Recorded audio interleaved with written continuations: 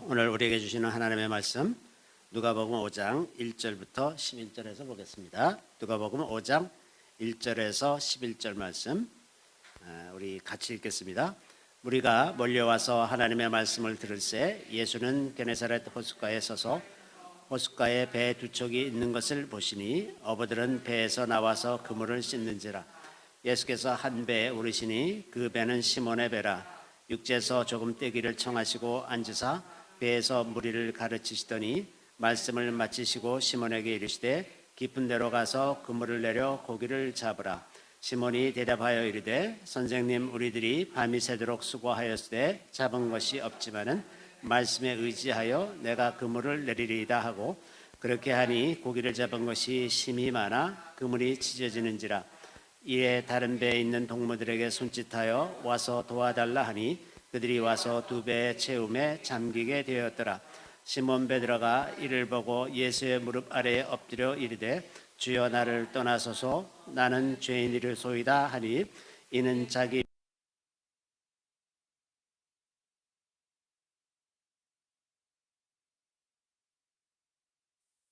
요한도 놀랐음이라.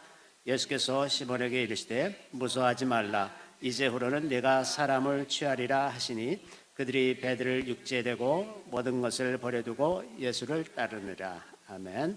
저는 오늘 이 말씀으로 부르심과 응답이라는 제목으로 잠시 말씀을 나누고자 합니다. 베드로, 야고보, 요한이 이제 어느 날 갈릴리 바다에서 밤새도록 고기를 잡았는데 하나도 잡지 못했어요. 그래서 이제 아침에 피곤하고 또 헛수고를 한 그것 때문에 아마 굉장히 마음이 허탈하지 않았을까, 그런 마음으로 이제 육지에 배를 댔는데, 그때 이미 예수께서 그 바닷가에 와 계셨고 또 많은 사람들이 예수를 둘러서 이제 예수님의 말씀을 이제 듣고 있었습니다. 그런데 이제 배가 와서 닿으니까 예수님께서 배가 이제 두 척이 있었는데 그 중에 한 배에 오르셔서 그 배 위에서 가르치기 시작하셨어요. 아마 이제 낮이 되면 바람이 이제 바다에서, 그러니까 갈릴리 호수에서 육지 쪽으로 불기 때문에 말을 하면 훨씬 더 전달이 이제 잘 되거든요. 그러니까 그래서 그 배에 오르시기도 하셨을 것 같고, 또 다르게 짐작을 해보면은 이제 조금 배에 올라서 쳐다보면 이제 사람들을 훨씬 잘 볼 수가 있고, 사람들도 이제 예수님을 좀 잘 볼 수 있었으니까 마치 강대상 위에 올라가듯이 이렇게 좀 높은 자리에서 그렇게 하신 것이 아닌가, 이런 생각이 듭니다. 그 배가 이제 시몬 베드로의 배였죠. 그래서 말씀을 거기서 다 마치시고 시몬에게 깊은 데로 가서 그물을 내려라, 이제 이렇게 말씀하셨어요. 그런데 이제 상식적으로는 물고기가 낮에는 얕은 데서 와서 논다 그래요. 그 밤에는 이제 깊은 데로 가고, 그러니까 지금 주님이 깊은 데로 가서 그물을 내리라 그러는 것이 어부들의 상식과는 맞지가 않는 이야기죠. 그리고 이제 예수님은 어부가 아닌데 베드로가 아마도 그 예수님이 하시는 말씀을 듣고 마음이 변했는지, 우리가 밤새도록 수고했지만은 아무것도 얻은 것이 없습니다. 그런데 말씀을 의지해서 내가 가서 그물을 내리겠습니다. 그러고서 이제 바닷가 쪽에서 깊은 바다로 갔겠죠. 이 시간에 이제 그 베드로가 자신의 경험이나 지식을 포기하고 예수님의 말씀을 듣기로 선택하는 이 결단을 한 거죠. 이 결단이 결과적으로 두고 보면 베드로의 인생에 가장 크고 위대한 결단이 되었을 뿐만 아니라 이 결단이 많은 후대 사람들에게 미친 영향이 어마어마한 거죠. 이 일을 계기로 해서 베드로뿐만 아니라 야고보와 요한이 다 같이 예수님의 제자로 나서게 됐고, 이들이 이제 교회의 기초를 세우고 그 복음서를 쓰고 베드로 전후서, 요한복음, 요한계시록 이런 책들을 써서 후세에 남기고, 그 정말 위대한 일을 이 결단에서부터 시작했다는 것을 볼 수가 있습니다.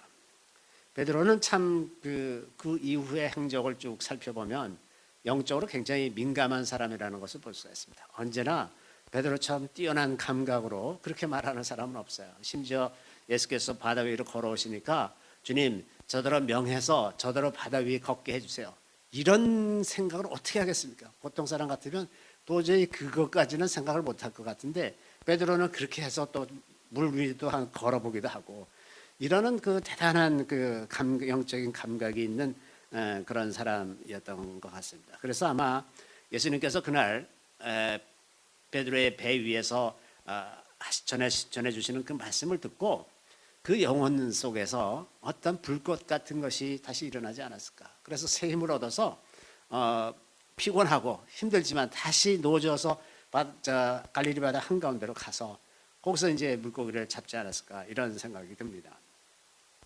어쨌든 베드로가 순종을 한 결과 굉장히 놀라운 일이 일어났죠. 엄청나게 많은 고기가 잡혀서 그물이 찢어질 정도가 되니까 그 근처에 있는 배를 불러서 도와달라고 불러가지고 이제 그 두 배에 물고기를 끌어올리니까 두 배에 가득하게 됐는데 가득한 정도가 아니라 이제 배가 침몰할 정도로 그렇게 많이 고기가 잡혔다는 거예요. 그러니까 그걸 보고서 막 정신없이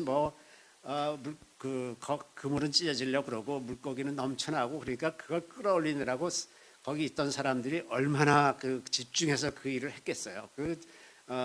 가끔씩 TV에서 그 물고기 잡는 그런 걸 할 때 보면 그 끌어올릴 때는 정신없이 하는 거야. 막 끌어올려가지고 다 담고 이걸 처리하는 일이 그 짧은 시간 안에 다 이루어져야 되기 때문에 그 굉장한 집중력을 가지고 이제 힘을 다해서 하는단 말이죠. 그런 것처럼 아마도 이 시간에도 이 베드로, 야고보, 요한 그리고 그 동무들 이 주변 사람들이 그 물고기를 끌어올리느라고 엄청 애를 쓰고 그랬을 겁니다. 그래서 이제 어느 정도 다 정리하고 나니까 베드로가 자기가 죄인이로구나 이걸 깨닫고 그 예수의 무릎 앞에 꿇어 엎드렸다 그랬습니다. 자, 이쯤 되니까 예수님은 어디 계셨을까? 예수님이 그 바닷가에서 내리셨다는 기록이 없어요. 그리고 예수님의 무릎 앞에 베드로가 꿇고 나는 죄인이로소이다. 나를 떠나소서. 자기가 정한 사람이 아니구나 하니까 갑자기 굉장히 두려움이 엄습해서 나를 떠나소서 이런 얘기를 했는데 예수님께서 두려워하지 말아라 그러면서 내가 이제 사람을 낚는 어부가 될 것이다 이렇게 말씀을 하시고 나서 그 다음에 이제 배가 육지에 닿았다 그랬어요. 그러니까 아마 예수님이 그 배를 타고 가셨던 것 같아요. 계속 가고 그 물고기를 잡고 이러는 현장에 예수님이 계셨던 것 같습니다. 어쨌든 베드로의 이 한 순종 때문에 그들의 삶에도 놀라운 일이 일어났지만 그것을 지켜본 많은 사람들이 또 하나님의 능력을 체험하는 이런 놀라운 일을 경험하게 되죠. 이 베드로가 이 아침에 많이 피곤하고 그래서 가서 쉬어야 되는데 예수님 말씀 듣기도 하고 그래서 또 시간도 어느 정도 많이 지났을 것이고 또 이제 바다 깊은 쪽으로 또 노져서 가고 거기서 그 물고기 길어 올리고 그러니까 육신적으로는 굉장히 많이 피곤했을 거란 말이죠. 그런 피곤을 극복하고 그런 장애물들을 극복하고 그렇게 순종할 수 있었던 것 그 힘이 베드로의 삶을 이끌어간 힘이 아닐까 이런 생각을 합니다. 때때로 우리가 순종하지 못하는 수만 가지 이유를 가지고 살죠. 사실은 순종할 이유보다 순종하지 못할 이유가 훨씬 더 많습니다. 그래서 대개는 이 핑계 저 핑계를 해서 순종하지 않는 경우가 많은데 아마 베드로는 그런 것들을 다 능히 극복할 만한 그런 에너지, 영적인 에너지가 그 말씀 가운데 그에게 임하지 않았나 그런 생각이 듭니다.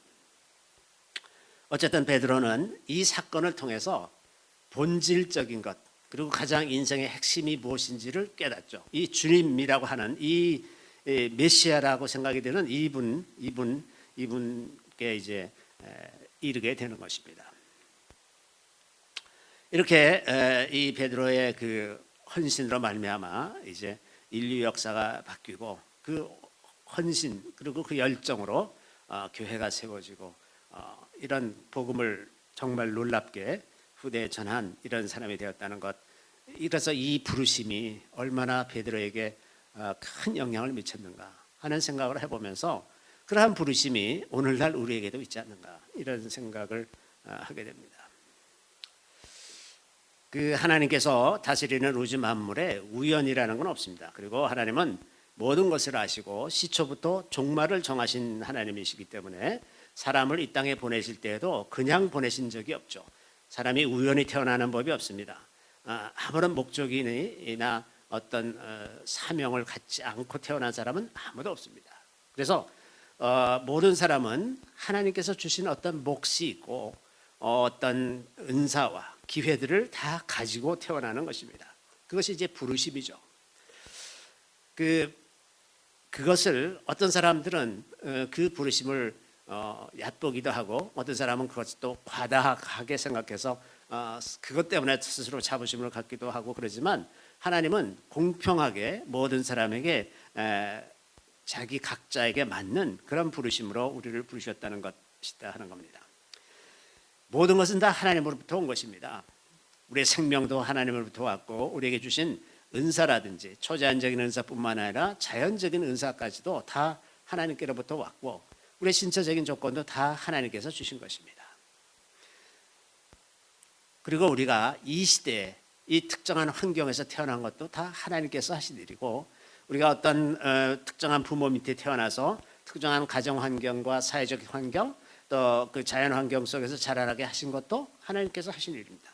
이런 우리가 자라나는 환경에 따라서 우리 인격이 달라지는 것 우리가 다 경험하는 바 아닙니까? 그런 것처럼 하나님께서 우리의 삶 속에서 이런 방식으로 우리를 다 이끌어 가신다고 하는 거죠. 또 그래서 우리가 살아가는 과정에서 이제 모든 만남이나 어떤 기회가 열릴 때 그런 것들도 다 하나님께서 주관하시는 일이라고 하는 것입니다. 이런 속에서 사람이 하는 일이란 하나님께서 주신 은사와 기회를 최대한으로 활용하고 최선을 다해서 그것을 성장시키고 발전시켜서 그것들 주신 하나님께서 주신 은사와 기회들을 통해서 하나님의 영광이 드러나도록 하는 것, 그것이 우리가 할 일인 거죠. 하나님께서 아무리 많은 좋은 기회들을 주시고 은사를 주셨다 하더라도 우리가 그것을 다 묵혀두고 그것을 전혀 사용하지 않고 이러면 그건 아무 소용이 없는 겁니다. 그러니까 그 하나님께서 주신 그 다음에 대한 것들은 다 우리의 책임이 되는 거죠. 자, 그래서 우리가 이제 그렇게 하나님께서 주신 것들을 우리가 애써서 이제 수고하고 노력해서 최대한으로 아름답게 그 결실을 드러내도록 그렇게 살아야 되는데, 실제로 우리가 살아가는 모든 과정에서는 모든 두려움과 의심이라든지 염려, 근심이나 혹은 분노, 좌절, 비교, 의식, 혹은 증오와 시기, 이런 것들 때문에 우리의 삶을 방해하는 많은 요소들 때문에 그것들이 살아나지 못하고 하나님께서 주신 은사와 기회들을 살리지 못하고 그냥 묵혀버리고 썩혀버리고 이러는 경우가 얼마나 많은지 알 수가 없습니다. 그래서 이제 하나님께서 원하시는 것은 그런 속에서도 하나님을 의지해서 그 난관을 돌파하고 모든 어려움을 극복하고, 그래서 마침내 하나님께서 원하시는 그 아름다움을 드러내는 것, 그것이 이제 우리 모두에게 주신 부르심이라고 말할 수가 있습니다. 믿는 사람이건 믿지 않는 사람이건 누구나 다 그렇게 살도록, 그 사람은 그렇게 살도록 부르심을 받았다고 볼 수가 있습니다. 제가 생각하기에 부르심은 한 3가지 단계를 거치는 것 같아요. 첫 번째 부르심이 이렇게 자기의 모든 생명을 사랑하고 자기의 삶을 긍정하고 이웃을 위해서 희생하고 헌신할 수 있는 그러한 삶을 사는 그 기본적인 틀, 그 기본적인 틀이 아마도 첫 번째 부르심이 아닐까. 그 모든 사람은 모든 생명을 사랑하고 자기의 삶을 긍정하는, 그리고 거기서 나아가서 이웃을 사랑하고 위해서 희생하고 헌신하는 이러한 기본적인 삶의 틀을 갖추는 것이 너무나 중요하다 하는 겁니다. 그런데 이것이 스스로 힘으로 잘 되질 않기 때문에 예수를 믿으면 이제 이런 일에 있어서 훨씬 이제 그것이 바르게 방향을 잡고 가는 경우가 많죠. 우리 조금 더 앞세대로 올라가면 이러한 삶, 그 생명을 사랑하고 자기의 삶을 긍정하고 이웃을 위해서 희생하고 헌신하는 것이 말하자면 사회적으로 거의 어떤 표준적인 그런 삶처럼 되어 있었던 적이 많이 있습니다. 그래서 우리 선조들은 그 자녀들을 위해서 희생하는 것을 부끄럽게 생각하지 않고 최선을 다해서 희생하고 헌신하면서 그렇게 살았죠. 정말 그런 덕분에 저는 이 나라가 이렇게 발전하고 또 그래서 서로에게 유익한 많은 결실을 가져왔다고 생각이 듭니다. 문제는 그렇게 희생하고 헌신하며 살아온 사람들이 자기의 희생과 헌신을 귀하게 생각하지 않고 그 후대에게는 너희는 그렇게 살지 말아라 이렇게 얘기했다는 거가 참 문제라고 생각이 들어요. 그것이 일종의 저주같이 돼서 그 후대에 가서는 아무도 희생하고 헌신하려고 하질 않죠. 희생하고 헌신하지 않기 때문에 자기 자신을 위해서도 혹은 이웃을 위해서도 아무것도 할 수 없는 사람들이 되어버린 그런 사람들이 오늘날 너무나 많다고 하는 겁니다. 희생과 헌신이 없이는 무엇도 이룰 수가 없습니다. 제가 이제 요즘에 우리 은정자매님이 그 책을 한 권 주셔가지고 그 바이올린을 만드는 사람이 쓴 아주 귀한 책을 이제 읽고 있는데 그 과정에서도 보면 그 바이올린 하나를 제대로 만든다거나 혹은 음을 교정한다거나 뭐 이런 모든 과정에 있어서 얼마나 희생하고 헌신하고 그 집중하고 하지 않으면은 아무것도 이룰 수 있는 것이 없는 거예요. 인생이란 거 그런 것 아닙니까? 그래서 이런 희생과 헌신을 기꺼이 받아들이는 그러한 삶의 태도가 기본적으로 형성이 되는 것이 첫 번째 부르심이 되는 것이다 하는 겁니다. 그 다음에 이것을 좀 더 온전하게 이루려면 예수 그리스도를 믿고 예수 그리스도 안에서 말씀대로 순종하면서 살려는 훈련이 시작되어야 되는 거예요. 그래서 말씀대로 순종하는 삶이 이제 작은 것부터 하나하나 처음에 단숨에 되는 법이 절대로 없습니다. 그래서 믿음이 한 번에 자라나질 않고 오랜 시간을 거쳐서 작은 순종들이 반복되고 누적이 되면서 그 순종의 기쁨을 알아가고 그 순종한 결과가 어떤 것들인지 알아가는 그것들이 쌓여지면 그러면 이제 순종이 일종의 캐릭터 같이 자기 몸에 배게 되는 거죠. 그래서 하나님께서는 이런 두 단계, 처음에는 그 생명을 사랑하고 자기 삶을 긍정하고 이웃을 위해서 희생하고 헌신하는 그런 바탕 위에 계속해서 하나님께 순종하며 살아가는 그 훈련이 그 된 바탕 위에서 오늘날 본문에서 베드로를 부르시는 것 같은 그러한 부름 세 번째 단계의 부르심이 임하게 된다고 하는 것입니다. 자, 그래서 이렇게 좀 더 베드로와 같이 직접적으로 하나님 나라의 일을 하기 위해서 부르심을 받는 사람들은 이렇게 그 부르심에 따라서 이제 살던 사람들인데 하나님은 우리에게 이러한 훈련이 이루어지기를 원하시는 거예요. 그 훈련이란 순종하는 훈련이라고 하는 겁니다. 그 은사와 재능들을 더 심화시키고 그 마음을 연단해 가지고 어떤 역경이나 환난이나 조롱이나 멸시 이런 것들이 오더라도 그것을 극복할 수 있는 힘, 내면의 힘을 만들어야 되는 거예요. 그래야 비로소 더 큰 일들, 더 많은 일들을 할 수 있는 사람으로 성장해 나간다고 하는 것입니다. 어떤 사람들은 부르심을 직업이라고 생각하는 경우가 많이 있어요. 그래서 요즘에도 그런 얘기 하는지 모르지만 젊은 사람들에게 비전을 가져라. 내 비전이 뭐냐? 뭐 이제 이러면서 얘기하다 보면 다 비전이 좋은 직업 갖는 거예요. 어떤 사람들은 자기는 의로운 법관이 돼서 억울한 일을 당한 사람들의 그 억울함을 다 해소해 주겠다. 혹은 어떤 사람들은 좋은 의사가 돼서 자기가 아픈 사람들을 치료하는 사람이 되겠다. 이렇게 얘기하는 경우들이 참 많은데 부르심은 직업이 아닙니다. 부르심은 직업이 아니고 어떤 직업을 갖든 간에 그 하나님의 관심은 우리가 자기의 삶을 긍정하고 이웃을 위해 희생하고 헌신하면서 순종하면서 사는 그 훈련이 되기를 원하세요. 그래서 그 어떤 직업 가운데서도 하나님은 동일하게 훈련하실 수가 있습니다. 내가 의사나 변호사가 되지 않아도 얼마든지 우리는 순종하는 훈련을 받을 수가 있는데 왜냐하면 우리는 어디 가서 무슨 일을 하든지 다 사람을 만나면서 합니다. 심지어 개인적인 혼자서 일하는 그런 직업을 갖는다고 하더라도 그 일은 결국은 다 사람과 만남을 통해서 여러 가지 일들이 만들어지지 않습니까? 그래서 모든 그 직업을 통해서 어떤 직업이든 그 직업을 통해서 우리를 훈련하실 수 있는 기회가 만들어지는 것이고 하나님은 그 기회들을 활용하셔서 우리를 만들어 가신다고 하는 것입니다. 그래서 일을 하다 보면 별의별 사람들을 다 만나는 거예요. 아주 정말 악한 사람들도 만나고 선한 사람들도 만나고 나를 괴롭히는 사람, 이유도 없이 나를 괴롭히는 사람, 별의별 사람을 다 만나지 않습니까? 그런 만남을 통해서 우리가 점점 더 성숙한 인격으로 다듬어져 가는 겁니다. 이것을 하나님께서 하시는 거예요. 이것이 하나님께 중요하지 우리가 어떤 특정한 직업을 갖는 게 중요한 것이 아닙니다. 그래서 직업을 위해서 내가 무엇이 되기를 원하시는지라고 고민할 것이 아니라 내가 무엇을 할 것인지, 하나님께서 주신 은사가 뭔지, 그러면 내가 뭘 잘할 수 있는지 그걸 잘 찾아서 가기만 하면 되는 것이고, 그 이후에 계속해서 하나님께 순종하며 사는 것, 그것이 더 중요한 일이라고 하는 것입니다.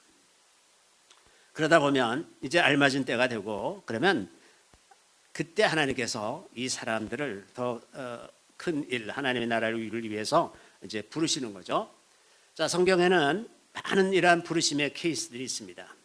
삼손이나 세례 요한 같은 사람들은 아예 태어나면서부터 하나님께 드려진 사람이었어요. 그렇지만 대개는 자신의 삶을 영위하다가 갑자기 부르심을 받는 사람들이 대부분입니다.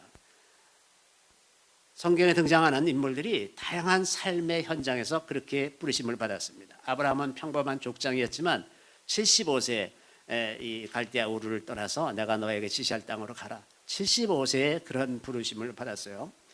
그 모세는 광야에서 목동으로 지나고 나이도 80이나 되었을 때 너 가서 내 백성 이스라엘을 애굽에서 구원해내라. 이런 부르심을 받았습니다.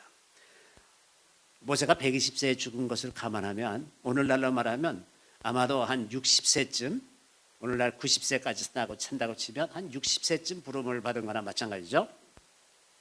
이렇게 이제 자기 인생이 다 끝났고 더 이상 소망도 없고 이제 인생 잘 마무리하면 끝나겠다라고 생각하는 그런 시점쯤에 하나님이 모세를 부르셔서 이스라엘 백성들을 건져내시죠.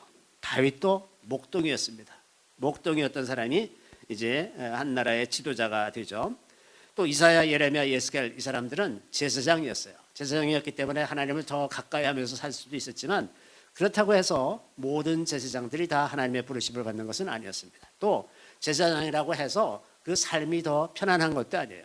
제사장으로 살다 보면 오늘날 목회자들도 마찬가지지만 그 목회자들 사이 혹은 제사장들 사이에서 많은 시기와 질투가 있고 그들 사이에서 무슨 갈등도 있고, 그래서 어느 직업을 택하든 그 직업이 중요한 것이 아니라 그 직업 속에서 어떻게 하나님의 뜻을 이루어가는 것이냐, 이런 것이 훨씬 더 중요하다 하는 겁니다. 아모스는 드고아의 목자였었습니다. 또 드보라라고 하는 여인은 그냥 평범한 가정주부였었어요. 그런데 어느 날 일어나서 그가 이스라엘 백성들을 구원하는 지도자가 되었습니다.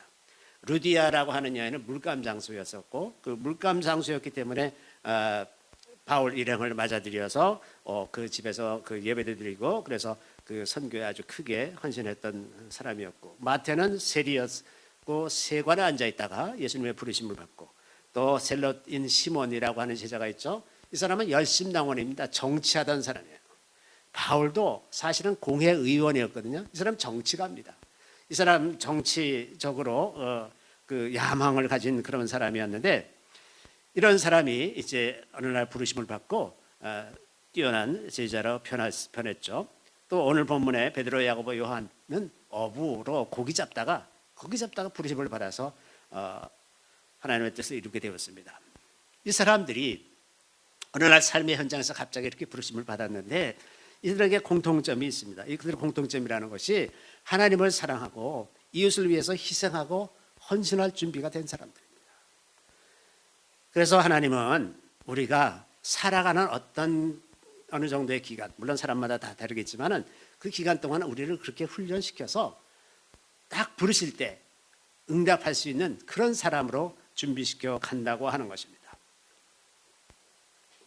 또 이 사람들은 어떤 공통점이 있냐면 신중하게 그 하나님의 뜻을 분별하고 그 뜻대로 복음을 전하거나 혹은 지도자가 되거나 예언자가 되거나 그래서 하나님 나라의 일을 이래 참여한 그런 사람들이었죠. 그 마음을 결심하기까지는 어떤 사람들은 급히 그냥 바로 결심하기도 하지만 어떤 사람은 기드온 같은 사람은 정말 내가 이스라엘 백성들을 미디안에서 구원하겠습니까? 그러면서 하나님께 계속 그 질문을 하고 양털에만 이슬이 내리게 해달라, 마른 땅에만 이슬이 내게 해달라, 이렇게 정말 그 하나님의 말씀을 분별하려고 애를 쓰면서 그 의심을 극복한 이런 경우들도 있었고, 또 또 누구냐? 모세도 맨 처음에 이제 하나님께서 부르셨을 때 나는 못합니다. 나는 입이 둔한 사람입니다. 내가 무엇이간데 그렇게 하겠습니까? 내가 가서 말을 하면 사람들이 나를 뭐라고 얘기하겠습니까? 이렇게 하면서 계속해서 자기 안에 있는 부정적인 생각과 의심을 하나님 앞에 계속 털어놓으면서 그런 것들을 솔직하게 다 이제 얘기하는 그런 과정을 거치고 나서 그러고 나서 결단을 하죠. 그렇지만 이 공통점은 뭐냐 하면 시간을 끌지 않았다는 겁니다. 기드온이 그거 말도 안 돼요 그러면서 그냥 덮어놓고 한 달, 두 달 가고 그런 것이 아니라 그 다음날 바로 물어보고 그 다음날 바로 물어보고 자기가 생각하는 그 하나님의 뜻을 확인하는데 게으르지 않았다는 거예요. 게으르지 않고 시간을 끌지 않고 바로 결정을 했다고 하는 것입니다. 이렇게 이제 하나님께서 부르실 때 그 부르심의 모습이 굉장히 다양하죠. 때도 다양하고 장소도 다양합니다. 우리가 어떤 나이에 부를지 모르죠. 아까 말씀드린 것처럼 아브라함은 75세, 모세는 80세 이런 때에도 부르심을 받기도 하고 어떤 이들은 아주 어려서부터 복중에서부터 부름을 받기도 하고 이제 이렇게 다양한 때에 인생의 다양한 때에 부르심을 받기도 하고 또 부르시는 장소도 이사야 같은 사람은 성전 안에 들어가서 기도할 때 부르심을 받았지만 또 많은 사람들은 삶의 현장에서 있을 때 그냥 부르심을 받는 이런 것을 볼 수가 있습니다. 이렇게 그 더 높은 수준의 그 부르심 말하자면 5달란트에 비유해서 5달란트, 2달란트, 1달란트 이 받은 사람들에 대해서 계산을 할 때 너 작은 일에 충성했으니 더 큰 일을 맡기면서 맺고올 권세를 주고 맺고올 권세를 나눠주고 이러는 것을 볼 수 있지 않습니까? 이것은 마지막 때에만 일어나는 일이 아니라 우리 삶의 중간에 일어나는 일이에요. 그러니까 우리가 어느 기간 동안 하나님의 훈련을 성실하게 받고 순종하는 훈련이 잘 되어서 우리의 캐릭터가 되면 어느 날 우리를 부르시는 겁니다. 하나님 일을 위해서 부르시는 거죠. 불러서 일을 시킬 때 지금까지 생각하지 못하던 더 큰 일들을 위해서 우리를 부르실 수가 있다고 하는 것입니다. 자, 이렇게 주님께서 부르신다고 해서 모든 사람들이 다 그러면 주님, 주님이신데 그럼 제가 해야죠 하고 다 하느냐? 그렇지 않다는 거예요. 그렇지 않습니다. 어떤 사람이 이제 예수께 와가지고 나를 따르라 그러니까 그 사람이 뭐라 그러냐면 내가 먼저 가서 내 아버지 장례를 치르고 그 다음에 주님을 따르겠습니다. 그랬더니 이제 예수님이 가서 죽은 자들을 장사하게 하고 너는 나를 따르라.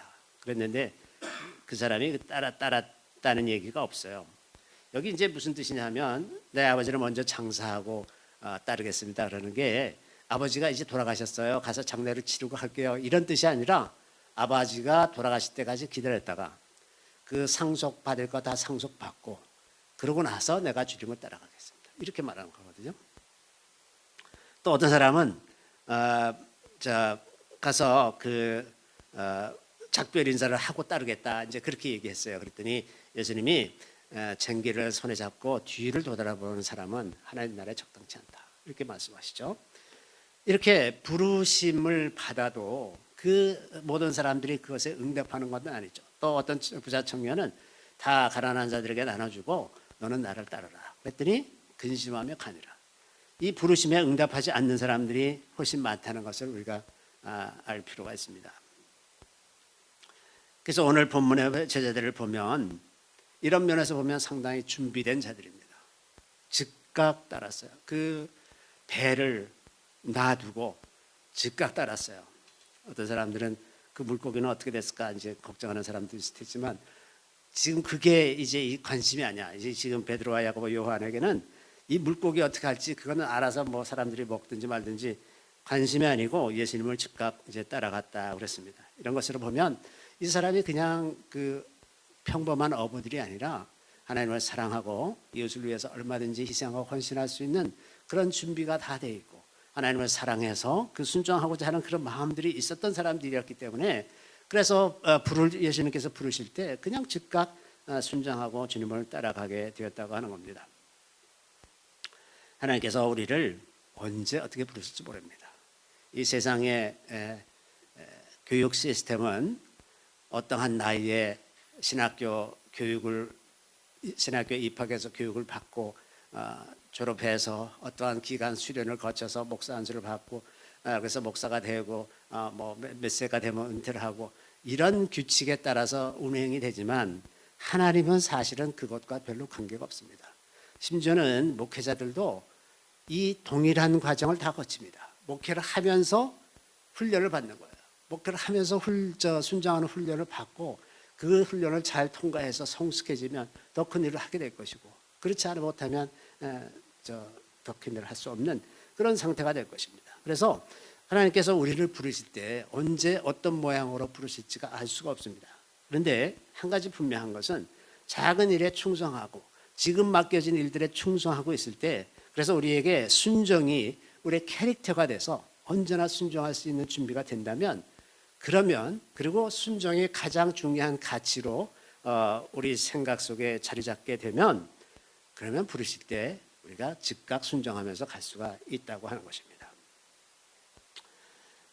그럴 때 우리가 비로소 이 베드로처럼 새로운 삶을 향해서 모험을 하는 이것을 기꺼이 할 수 있는 이제 그런 준비가 되지 않았을까 이런 생각이 듭니다.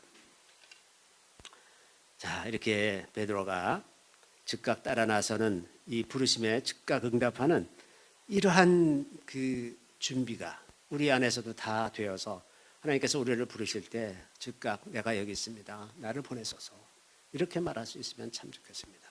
우리의 삶을 얽매고 우리를 뒤로 잡아끄는 여러 가지 일들이 많이 있지만은 그런 것들을 다 뒤로 하고 다 하나님께 의탁하고 따라 나서서 하나님 나라를 위해서 우리의 삶을 다 드리는 우리 모두가 다 되기를 간절히 바랍니다.